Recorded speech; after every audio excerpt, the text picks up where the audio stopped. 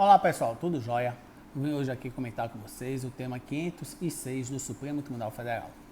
Nesse tema, o Supremo Tribunal Federal concluiu o julgamento sobre a descriminalização do porte de maconha com a fixação de balizas para diferenciar uso e tráfico, encerrando enfim uma discussão iniciada em 2015.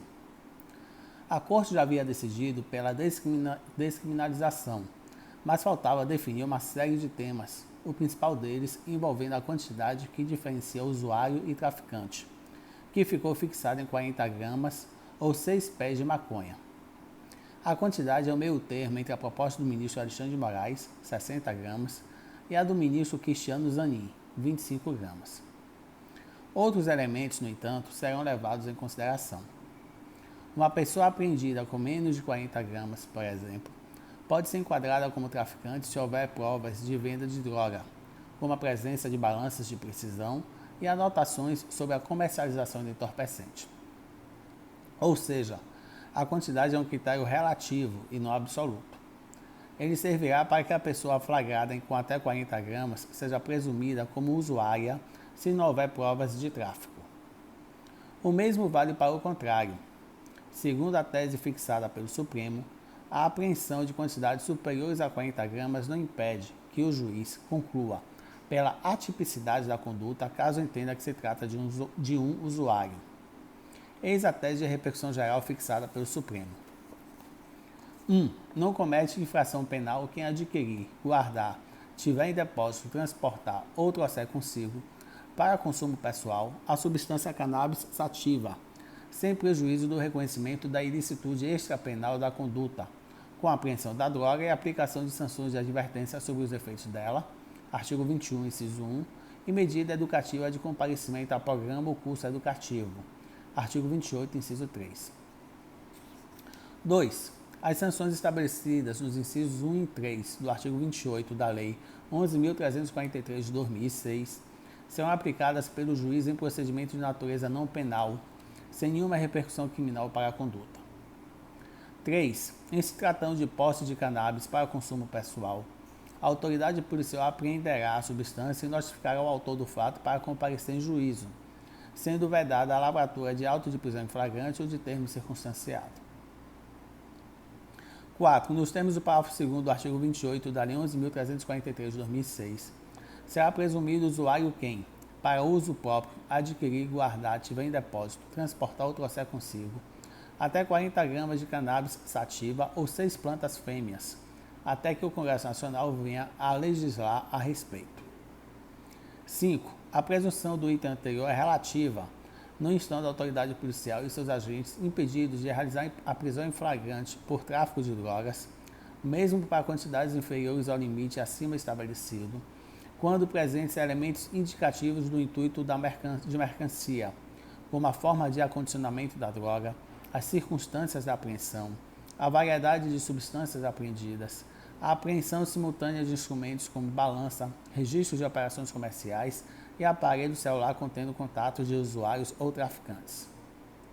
6. Nesses casos, caberá ao delegado de polícia consignar no auto de prisão em flagrante justificativa minudente para afastamento da presunção do porte para uso pessoal, sendo vedada a alusão a critérios subjetivos e arbitrários.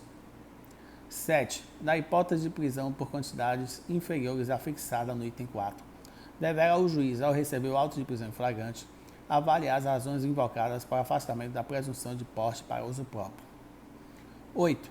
A apreensão de quantidades superiores aos limites já fixados não impede o juiz de concluir pela atipicidade da conduta, apontando nos autos provas suficientes da condição de usuário. Demais pontos. O Supremo decidiu que a quantidade estabelecida vale até que o Congresso legisle sobre o tema. Também definiu que a polícia não poderá consignar no auto de prisão justificativas arbitrárias de caráter subjetivo, sob pena de responsabilidade disciplinar, civil e penal da autoridade e de nulidade da prisão. A decisão também estabelece que usuários não podem ser submetidos ao inciso 2 do artigo 28 da Lei de Drogas, que aplica a sanção de prestação de serviço à comunidade. De acordo com a Corte, essa é uma pena corporal que, portanto, tem natureza penal. Com isso, são aplicadas ao usuário apenas as sanções administrativas de advertência, sobre os efeitos da droga e comparecimento a programa, uso ou curso educativo. Também ficou decidido que a autoridade policial deverá notificar o usuário a comparecer ao Juizado Especial Criminal até que o Conselho Nacional de Justiça estabeleça um novo rito. Outro ponto importante, mas que não consta da tese, é que o CNJ deverá promover mutirões carcerários para apurar e corrigir prisões decretadas em desacordo com os parâmetros fixados pelo Supremo, o que deve levar à soltura de usuários. O tribunal também vedou o contingenciamento do Fundo Nacional Antidrogas e estabeleceu que parte da verba seja usada para campanhas sobre o uso de drogas. O julgamento. O tribunal analisou como visto o crime previsto no artigo 28 da Lei de Drogas, que fixa apenas para quem adquirir, guardar, tiver em depósito, transportar ou trouxer consigo para consumo pessoal drogas sem autorização. Em tese, as penas previstas na norma já não deveriam levar o sujeito à prisão. Na prática, no entanto, a falta de distinção entre usuário e traficante faz com que, em diversos casos, usuários sejam classificados como traficantes, ficando sujeitos a penas privativas de liberdade.